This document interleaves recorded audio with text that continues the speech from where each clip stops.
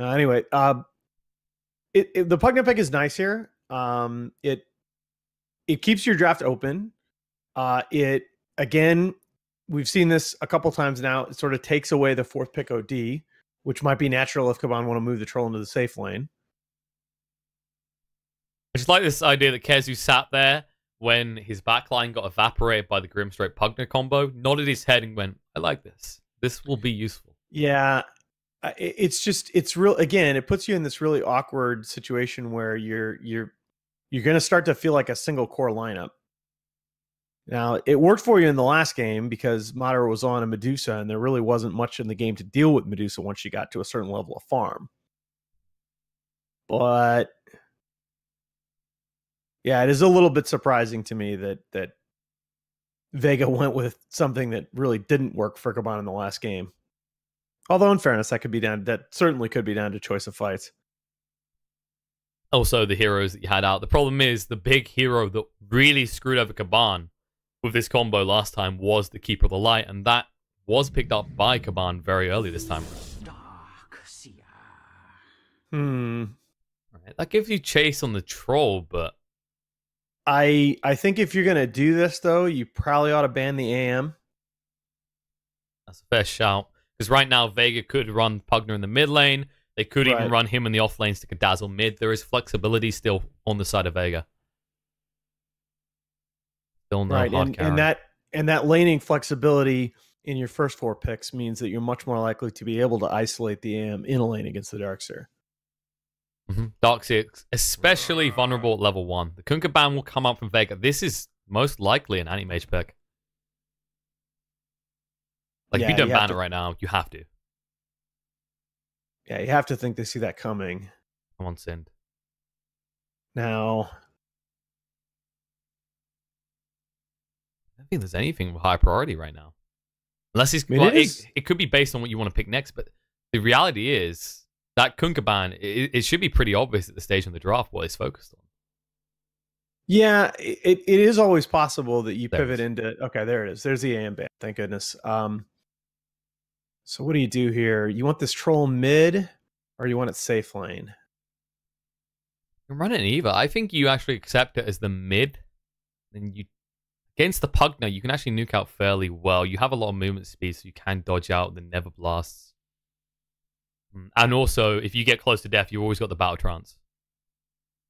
All right, so... I guess Luna doesn't... Man, Luna could be okay. Luna was Sven, but then Sven... No, that could work, actually. With the Keeper of the Light as well. If you can then force them into a tri-lane up against your Luna, you have clear advantage. You know, I'm curious to see whether this is going to be a 9 troll or whether we're going to see... They might try for a mid. Skyder play something truly different. The more you look at this is the fact that... Yeah, there it is. I was about to say...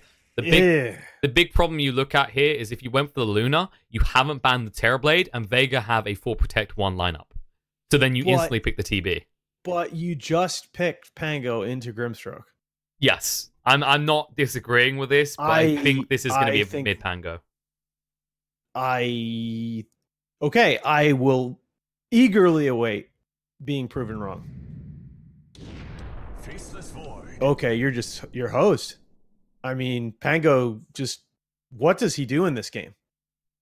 He rolls into a chrono and then kind of looks awkwardly at his screen for the next several seconds.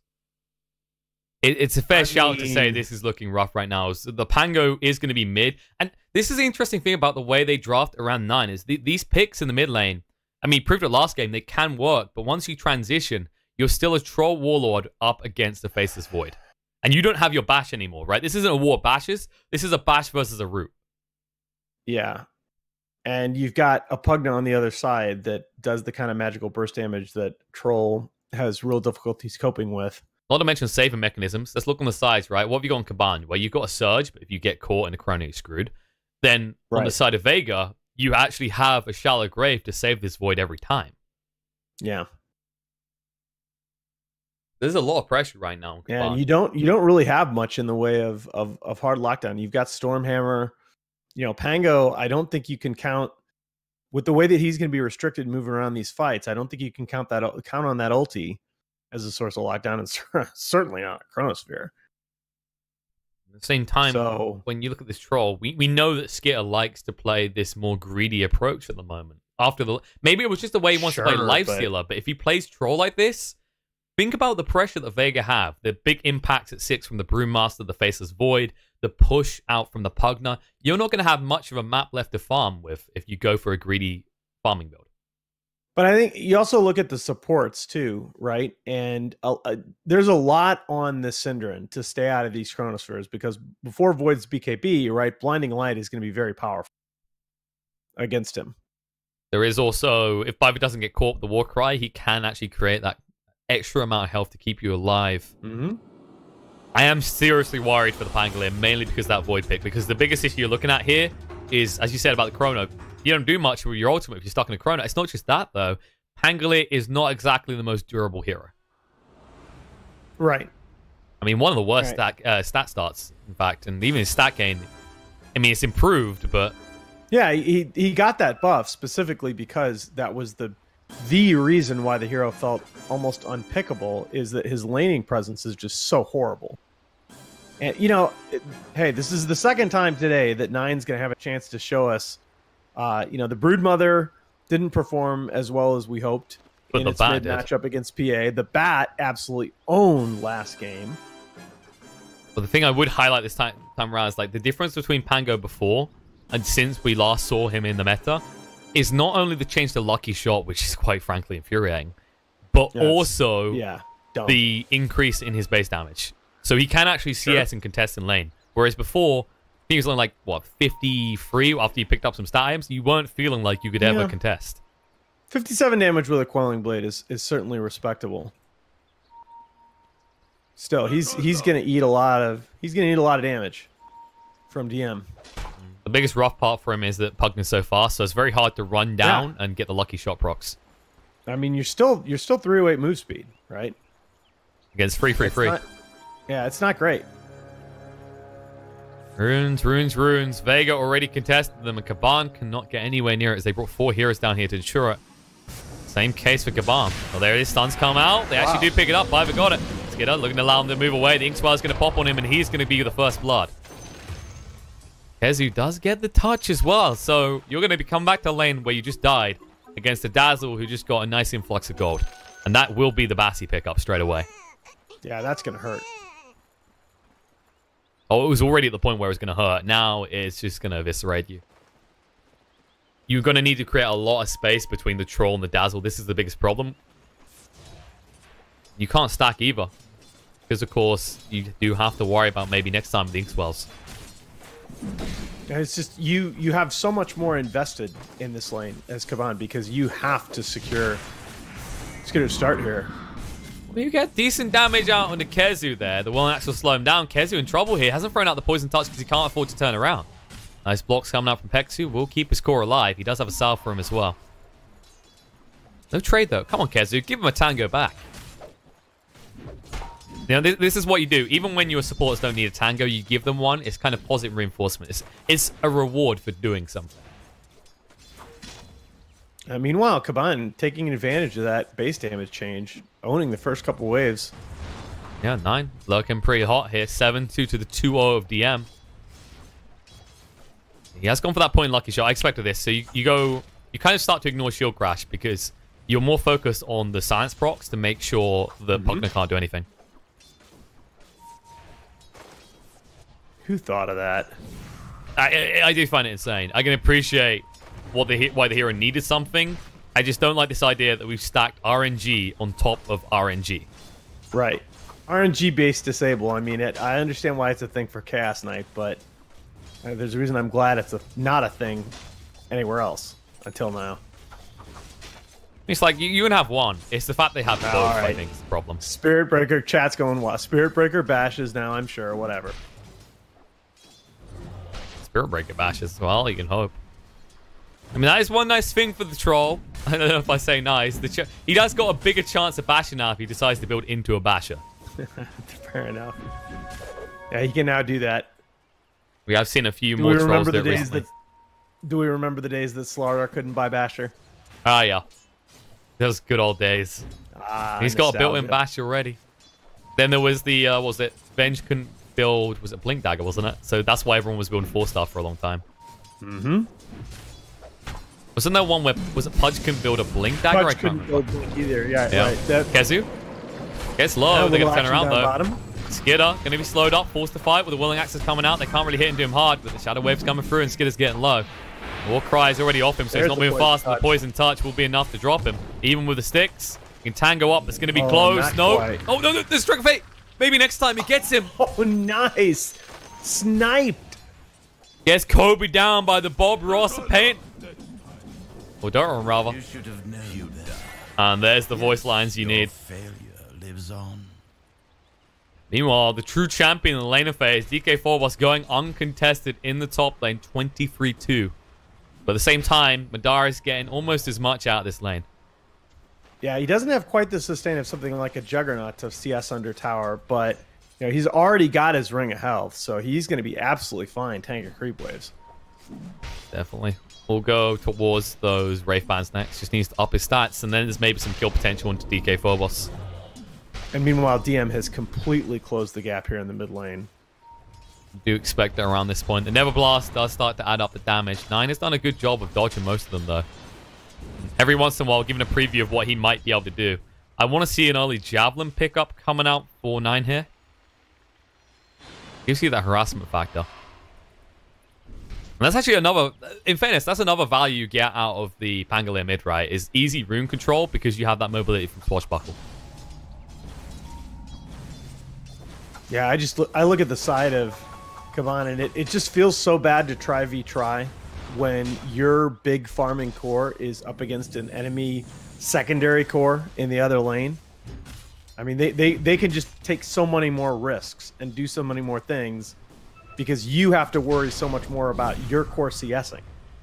And it's also, you have to think about, out of the top lane, who's going to get more value out of that gold. You know, you think about the items that the Dark Seer builds into. Survivability, but it doesn't really enable kills quite often.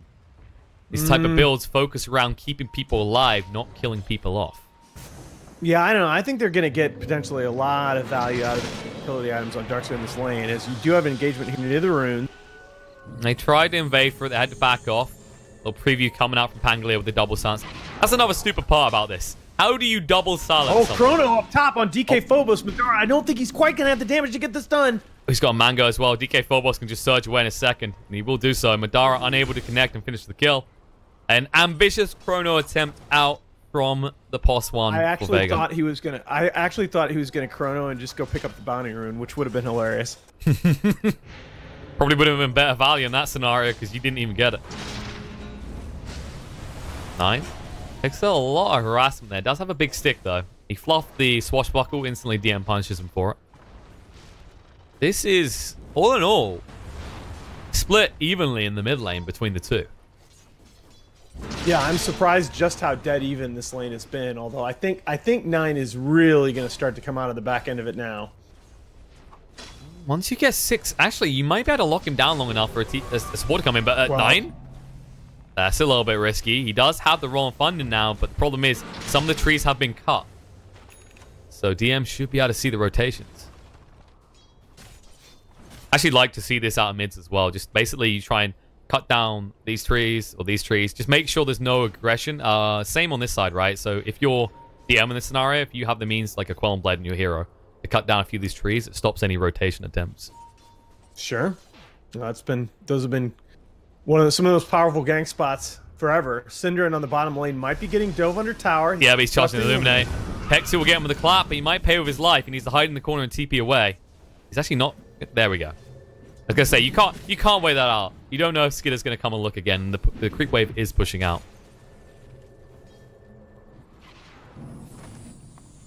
Viva, he is smoked up here. He's looking for a wraparound. If they can get Kezu, they ping. They know. They move in. Maybe next time stuck here as well. Abort. Get out quickly. Maybe next time. Will be stunned up. Kezu's been slowed as well. He's got a TP to get away himself, and now maybe next time. Looking to move away. Inkswell will give him the movement speed. They need one more touch, but they can't get it. The Shadow Wave through will keep him alive. But in the end, he will go down to the big sword of Biva. And Kezu will just TP back to his tower. Kezu turned and poison touched Skitter with the hope of preventing the troll from closing the gap fast enough. Sadly, this hero is pretty scary and pretty fast. Yeah, exactly. It's one of the big advantages of troll. Brown boots 350 move speed. Does feel pretty good. Now chased on Cinderin. This is not your side of the map, Sin. He may be a little confused. He's old like me. I mean, he was on Dire last game, right? It's very easy to forget what you are. He was probably going, why is my hero not moving right? I'm Grimstroke, right? It happens all the time. Bit of a casual death there. 9 did stay in the mid lane to keep on farming in the meantime. He's close to having that javelin. And this is where you could potentially find kills, is once you start just moving Pugna around and keeping a support in the mid lane to try and soak up XP. But again, the big worry, right, is that if Troll continues to be underfarmed, who's going to hit towers here on the side of Kaban? Oh, who's going to hit heroes? Might be a little trouble here. Fiver should go down. The Warcry can't protect him. Hasted up Pugna is a fearful sight. You die, yet your failure lives on. People man, love that line. How that good are line. the voice lines in Dota? That's crazy, man. I think that's the most spammed line in the last few months. Like, Grimstroke voice lines just feel on point to mock someone, more so than any other hero. I think the only thing that matches it is if you're a Morphling and you turn into another hero and do it. Alright, fair enough. Who was it? I think it was Ramses was the first guy to do that on a LAN. Where he'd morph into someone else and just use their voice line. Use the voice line? Of course it would be Ramses. Of course. The team were kings of voice lines. Other teams have started to join in since. Kings of voice lines, kings of offensive tipping. Of course. They set the meta, baby. Team that usually doesn't get faced. Of course, they already made just the major. Oh, bot lane, Kezi. In trouble. Shallowgrave comes out, TP away, will be interrupted by the Stormhammer. And this doesn't feel good to have to do in the first place. You are a core Dazzle that's had to take that Shallowgrave earlier than expected. Usually you try and wait out until you're at least level 7 before you have to put a point in it. It's in time for runes as well. So let's secure the bot runes. There is a move by Mandara. He's got Chrono again. Does DK4 boss tempt fate? He might well do so. In fact, he'll surge and run for the other rune instead. There you go. Oh, stun coming out. Vex has been seen. Move. Nice move there. It's going to slow him down. Rolling Thunder activate just to make sure he cannot TP out. Not the biggest gold gain out of your first roll, but it does slow down that level 6 for the Brewmaster. Can't be stated enough. That pace of this game has just felt a little bit slow, right? Both teams kind of content to stay in lanes. None of the towers really pressured. I think DM's been prioritizing rotations a little bit too much, and it has allowed 9 to accelerate his goal gains exponentially. I mean, you look at that mid tower, and that mid tower is at 50% health, but he's never really made a concentrated effort to get that down, and that's supposed to be one of Pugna's big advantages. Instead, 9's been the one staying on lane, and Pugna's been the one moving around. Yes, he's got some value with kills on it, but the reality is 9 is sitting second on net worth. He does have his Javelin now, which means he does have kill potential. Yeah, and Brew has his level 6, so he's going to set up here, hoping to catch a rotation back in the mid lane. Problematic here. Chrono comes out for him. They actually cancel the life drain. He might actually live if there's not enough ashes here. No, the Warcry keeps him alive. Madara, another Chrono fluff. Now the Ignis does go down. The split comes out. Killer is arriving. It's going to slow them down. There's a prep fight to protect on the Madara. They think Swell as well. And now, Trans activates to get chasing them maybe next time. Not the target they wanted onto. They've already used the Inkswell elsewhere. They'll silence him up, but he will chase forward. Decrepify stops him from attacking.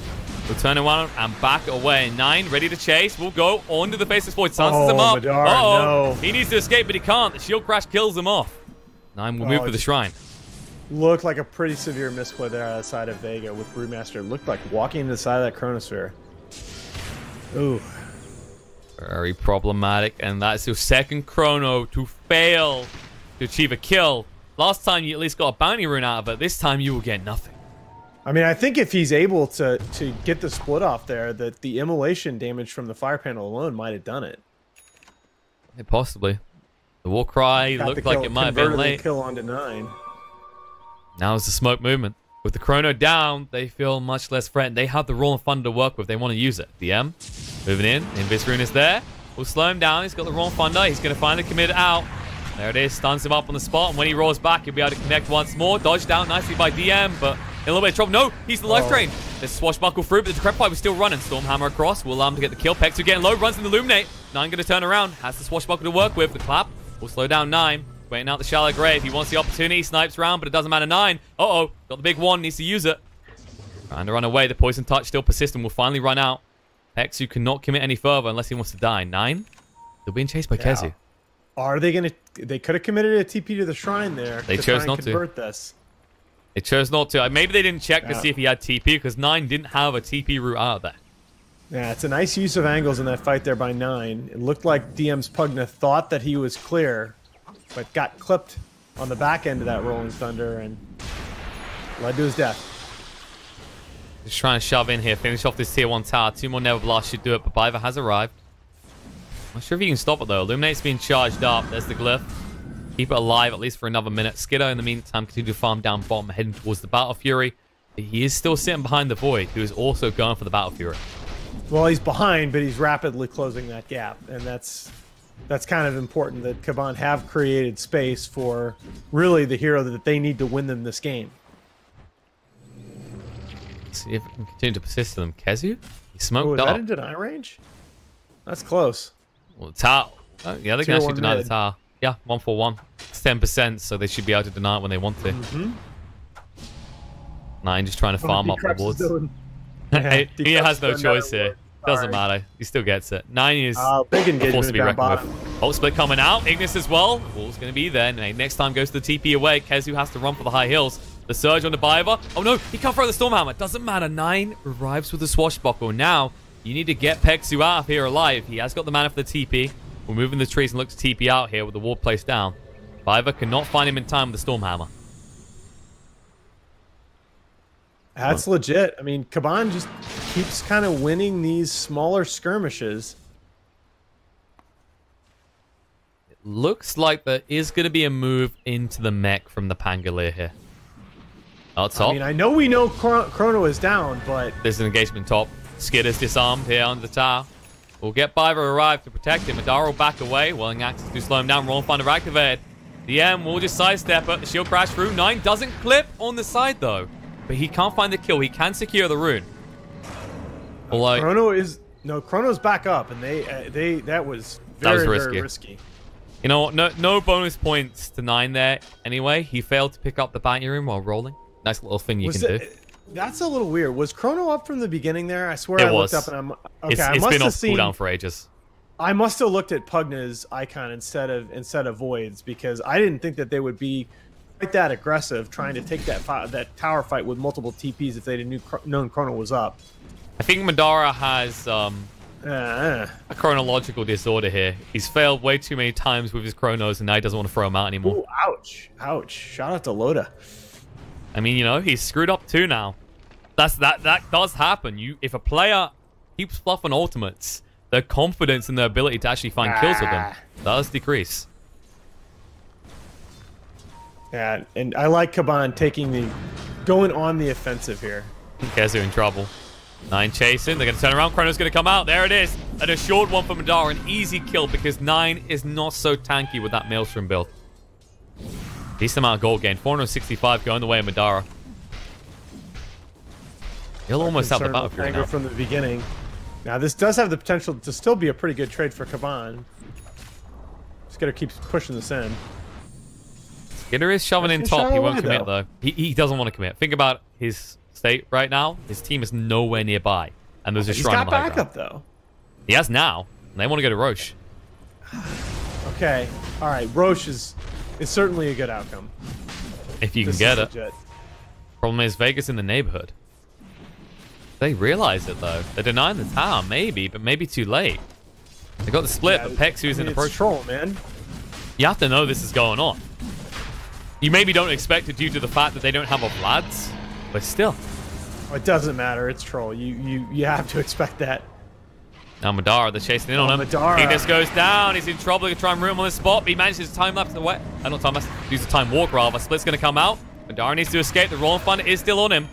Time walk again. We'll get down the low ground, and Pexu creating that zonal buff to make sure his core gets out alive. Now he needs to get out himself. They know which one's real. They're going to keep Troll locked in the meantime. Pexu maybe in a little bit of trouble. Let's use the Drunken Brawler, but they'll move forward and they should be able to finish him off. Go the TP away. He won't make it. Yeah, just little disjointed play here by Vega. You just don't have a clear plan. Give up the Roshan and kind of a lackluster engagement there on the bottom lane. Still 30 seconds to Chrono being back up. Starting to get starved out a little bit here. Dara. Yeah, the net worth differential it's not danger time by any means, but well, no, you need a plan.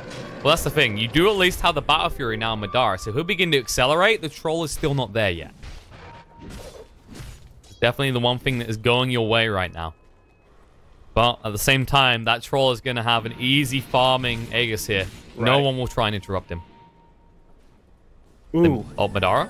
As a DD, he's got the Chrono available as well. He's going to move in. The Viper. Stun does come out. They're going to charge up the Illuminate now. He needs to be careful, though. He's got the Chrono. He's going to throw it out. Catches onto two. Moves in for the kill to Viper. Now, it's going to be a life drain coming out on a Skidder. Time walk back. Madara should be fine. Skidder in a little bit of trouble. Poison Touch will slow him down. They don't want to go through the wall, though. And DK4 stands his ground. Run out of mana. Doesn't have the Surge available right now. One bash might be enough. They'll tick him down and kill him off. The Soulbind did link, but then he went down instantly. Pexu gets the clap out. Trying to move away from Skidder. Should be able to do so, but now 9 has arrived. We'll clean up the kill in response. A 2-for-1 trade there. They almost get rid of the Aegis, but unable to do so. See, this is why you don't flame Mater's Chronospheres. I inspired him to make a good Chrono. All right, no, he had that good Chrono. Is that how it works? Is that how it works? It's a ramp up. You see, he had the easy opportunity onto the Pango, which he did convert. And then, I mean, then again, let's be totally fair here. There's a DD in the river. You know Madara's going to get it first. You walk towards him. Thank you, Ice Frog. This is the other thing, by the way. Look at the ward. Kaban, they knew about that. They knew what was going on from the get-go. Oh, now top.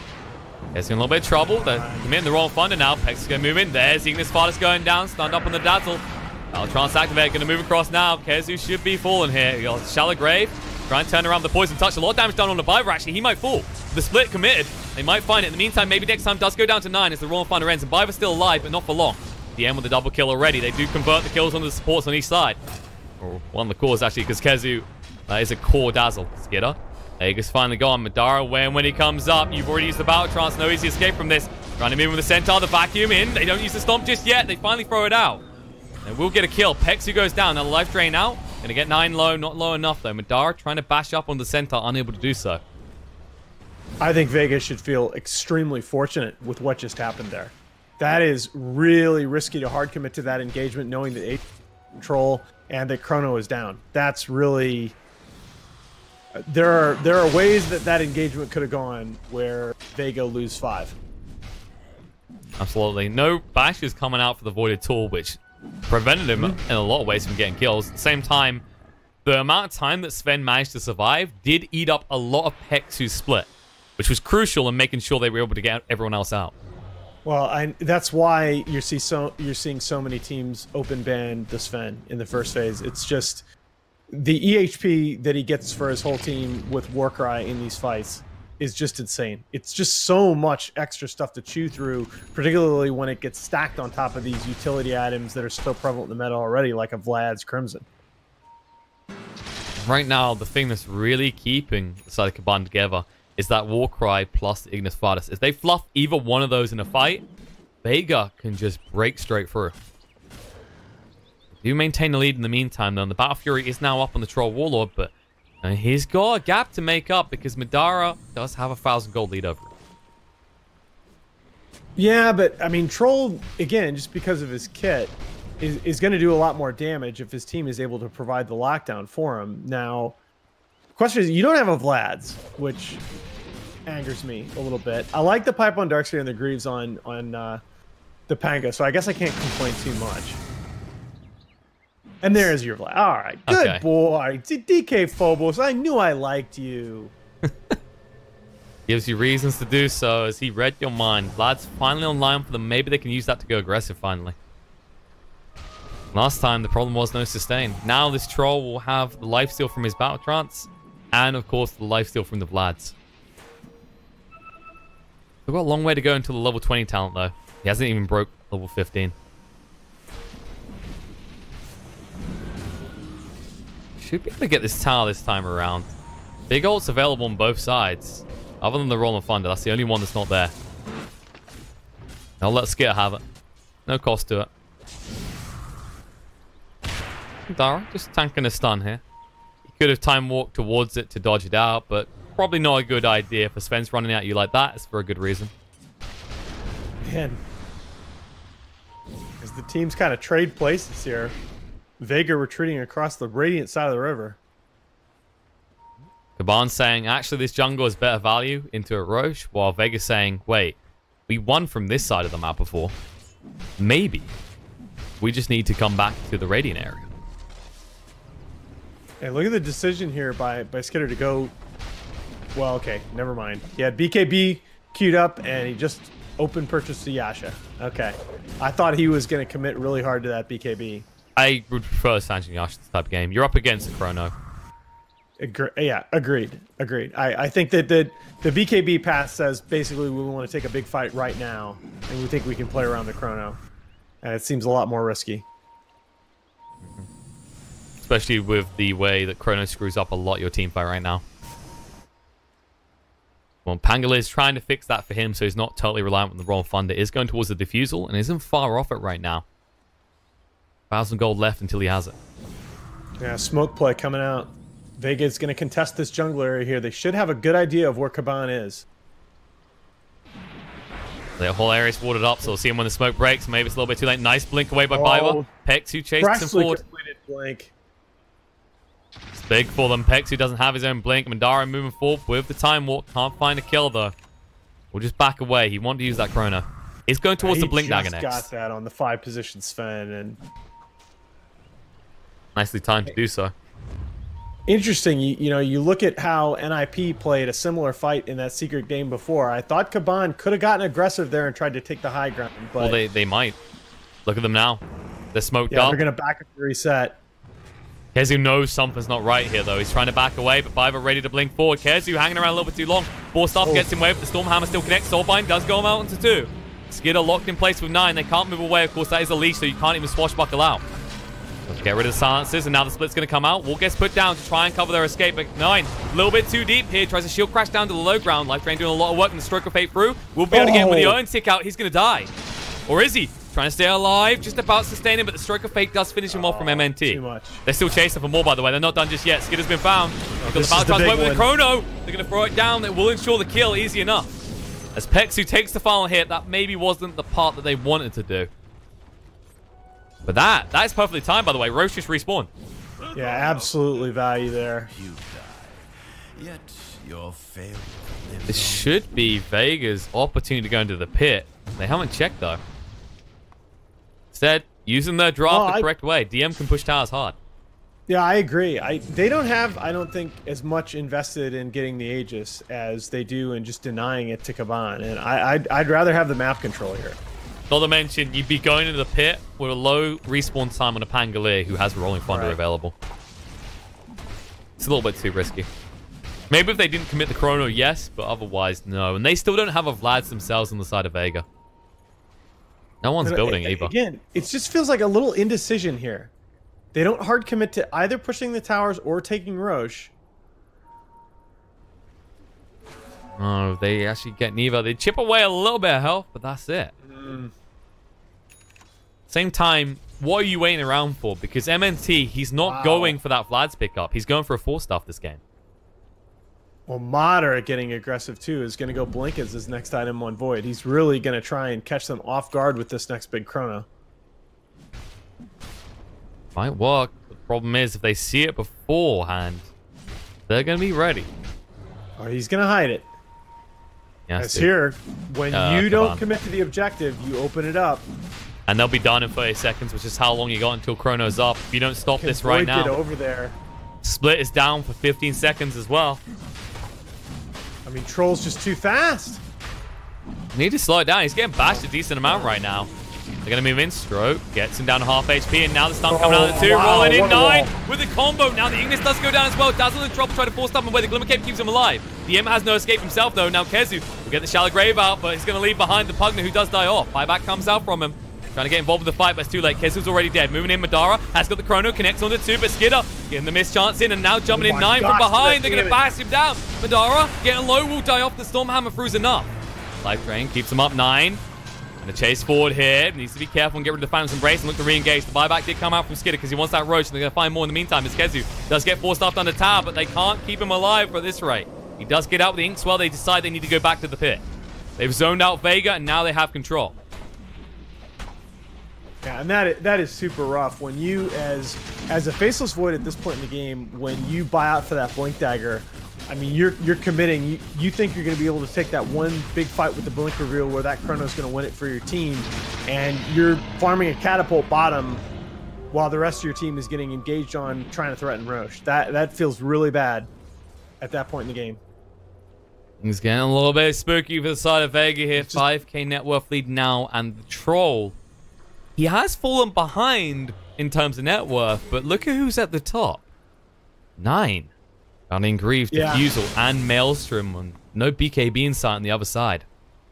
Well, you saw in the last fight, right? I was so concerned about Pango getting picked into Grimstroke when the Soulbind and Chronosphere can take him out of a fight, but they were able to wait out the Soulbind in the last fight and get away clean. Definitely, this Guardian Greaves build has paid off, has given the sustainability to stay alive, especially with the Ignis as a backup for that. And that's the other big difference in this from the last game, is that Pugna has gone into these utility items. He's got Force Staff Glimmer Cape to go with an Aether Lens, so you don't have the big Dagon plays and E-Blade plays coming out from Soulbind as you did in the last game. And also, no BKB in sight is the biggest issue, because you look at what they're doing on the side of Kaban, and it's all prevalently based on the fact that Vega are not going to have a BKB available. Yep. I wonder if this link was right. I think 5 minutes for Vega just felt listless to me. They're kind of not sure what they want to do. They've kind of limited themselves as well. Like, you saw this sustainability build coming out from the cores of Kaban, and for Madara to go for that Blink Dagger felt like an all-in play on the next Chrono. And now, suddenly, the item feels worthless until you got your BKB up. And again, we're not, it's important that viewers appreciate, we're not flaming a Blink Dagger on Void. It is fine. That is a standard item purchase, but the timing of the item tells you when he's thinking about using it in a big fight. And for him to be going that item and the team to be playing so tentatively around that time is just very odd. No, that's the case. You can build these items in, but it's all about timings and expectations, and that is the type of item that's meant to make your Chrono a complete and utter ambush for your opponents. Instead, they barely felt caught off guard by it. Especially when you didn't cash 9. An underestimated source of damage for the side of Kaban right now. I'm pretty sure those numbers on hero damage is going to be pretty high for the Pangolier at the end of this. Skidder in the base. Hasn't got the level 20 talent, but he still hits buildings pretty hard with 250 damage. I actually kind of like the decision as well to put some farm on this. What for most teams ends up being a 5 position spend. Madara in trouble, stunned up. The Ignis Fast goes down as well. They're going to lock him in place, and he can't get away. No force stuff. Gets him out with a time walk. No silence proc coming out for 9 this time. They'll keep Madara alive, and they force the commitment of the Rolling Thunder and of the Will-O-Wisp. We'll keep them away from the base as Kaban calm themselves down a little bit. What is the next big pickup? Maybe next time he's going for the Blink over the Spirit Vessel finish first. They're full in on positioning. Another big pickup that just happened is you talk about the BKB being completed on Troll. There's just a lot of pressure on Madara to land a very, very good Chronosphere in this next fight. And he's trying to farm a BKB himself because he saw what happened last time. He identifies what the problem here is. You jump in, but because your Chrono has a wind-up animation, as long as Skitter hasn't got old man reflexes, he can just hit the whirling axes in time. Yeah, and you still got to worry about the blinding light from the Coddle, too. Well, it's the scary elements for Madara. We said the BKB would be the big pickup, so he needs to buy time, keep them out of the base for the next 3 minutes, and then he's ready to fight again. It's all about identifying the power spikes between these two sides. Really going to reevaluate my assessment of Pango after this game. This hero, even going with the Greaves build, has scaled very, very nicely in this game, continuing to lead the board and farm. But that's the big thing as well. That's why it's deceptive, right? Because you think, he's weak, stats are bad. But then you have to remember, in the mid lane, it's a one-on-one scenario. And where Pango felt relevant is when we had these kind of off lanes that were abandoned and left with one guy in it, expected to die no more than 10 times by the end of the laner phase. Huh. Suddenly, you give him that solo XP. You give him a one-on-one scenario with the new Lucky Shot. And because it's a disarm and a silence, well, guess what? It doesn't matter if you're a caster or a right-clicker. He can deal with you. Well, I was going even a little further than that. You don't think of Pango as this hero that accelerates and farm throughout the mid game, but he's done a very nice job of in this one. You know, partially due to the item build, but he's got a lot of money tied up in those greaves, and that's not an item that accelerates you. But he's been fine. I like the fact he went for the strength as well over the swashbuckle damage. It's very tempting, but 20 strength on a hero that usually worries about dying in big things like Chronos, suddenly he's one of the harder kills to find on this side of Kaban. Yeah, smoked by Vega, but they are going to be pushing that mid lane, so the pings come out. Yeah, enough of us stroking the ego of 9 here. Smoke movement does bring them to the high ground.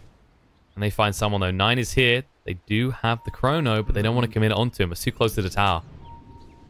No, it's too close to the tower, and they've got so much backup. Oh, chrono, they go for it now. They missed it as well. 9, he actually got away. Oh, no. With a swashbuckle in time, Madara has to back out. There's going to be a roll of thunder. They're moving in. Reinforcements come with the smoke behind. They're going to stun him up. Come out of it right now. Disarm stance is going to be there. Bye with a follow-up stun. It's enough. Madara getting low. BKB has the time walk away now. Ignis does go down. Drags in Kezu. Needs to move away quicker than this, but he can't. The chase is on. Skidder moving forward. Can't find maybe next time due to the Glimmer Cape. They will at least find the kill under the Dazzle. And they're looking for more. But they can't connect. There was a split out from Pexu just to escape, more or less. And Biva. Oh no, he's keeping eyes on this. Stun will be there, but no, the disarm comes out. Brewmaster, no easy escape from this. He'll be the second casualty of war for Vega for their very greedy attempt on the life of the Pangolier. And, you know, he's the most farmed hero on the map. It's a legit kill to try for, but the absolute nightmare scenario with a full whiff on the Chronosphere. And the fight is essentially over before it starts for Vega. We'll be honest as well. Is not guaranteed to live here. Oh, gets bashed up as well. They ping, they know where he is. Going to time walk away. Needs to TP instantly, but he's holding on to it. Wants to blink away just in time before the shield crash. 9 still hunting. He should be able to finally TP out as he time walks into the tree line. Don't chase. Do exactly what they're doing here. Yep, Skidder's reached level 20. That damage is just escalated even further. 350 now. Knock, knock, missed the buildings.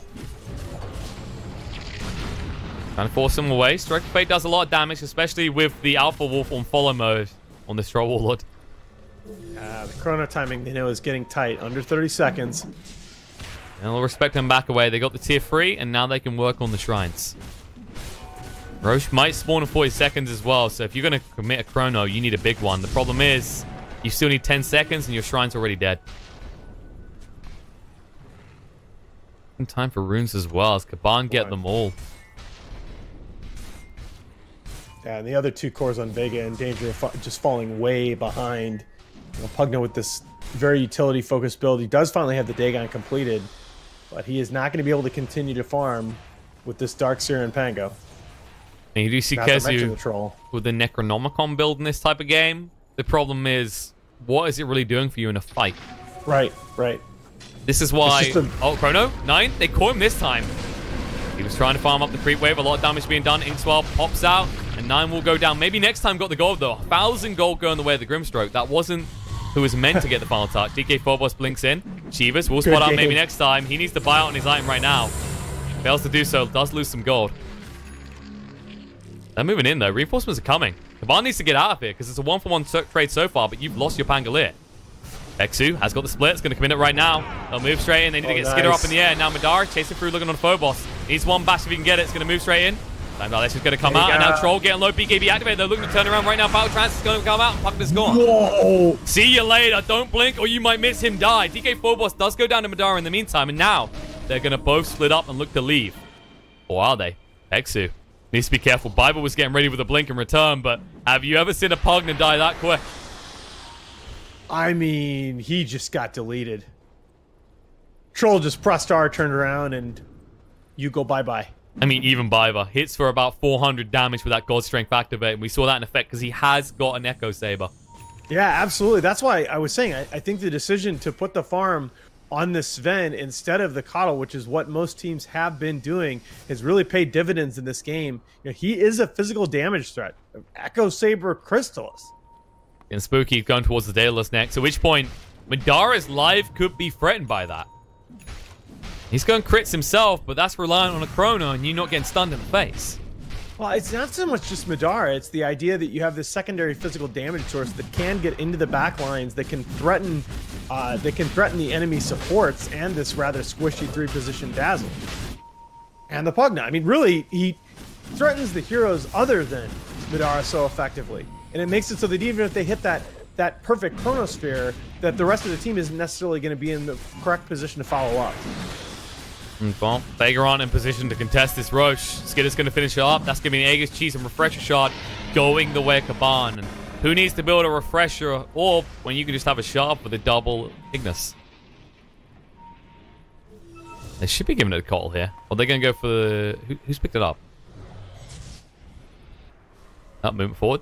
Hexu on the high ground. He has got a split though. Kezu, a little bit of trouble. Going to blink forward. There's the stun coming out. And now the Battletron's activated. Stunned up by the Vasher. He can't do anything. Chrono does get committed on the free, but Madara, he's a little bit confused about what he wants to attack. The mischance coming into effect as he didn't activate the BKB. That's a little bit greedy and now in trouble. Oh, no. Will activate it the move away. The Ignis does come out. And now, Brewmaster, no escape from this. Hexu will fall. And you've got to ask many questions. Chief among them. What the hell was that Chrono? Madara. The BKB way too late. It looked like he didn't know what he wanted to attack in his Chrono.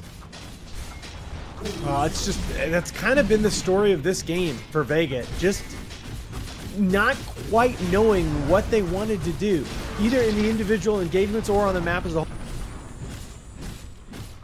Fun. They might just rinse the whole base. Yeah, man, Vegas, they're going to watch this replay and they're going to be so upset. They're going to be kicking themselves about the way this will play down. Moving forward. Nine getting pretty aggressive. Disarm does come out, though, so Madara can't do anything. They'll go back to hitting the buildings. They actually might not have to leave. They're probably going to be careful, but they do still have the Aegis for a very long time if they want to recommit. They know Chrono's not available for 50, but they're going to be careful. They're going to back away, secure the other shrine. Skitter. Oh, dear, oh, dear. He can... I think he's almost got the Abyssal now. Actually, he's got enough for it. He's going to buy out on the Abyssal. Guess he will TP out to protect the shrine, but I'm not sure you want any of that, friend. Well, he's got his team coming to back him up, and you look on the other side, Kaban, they had no one near the troll, so not the most... We're going to have one more fight with Chronosphere up and the Daedalus on Void. Well, they got rid of the DD, and Skitter trying to move in. Will we slow down here?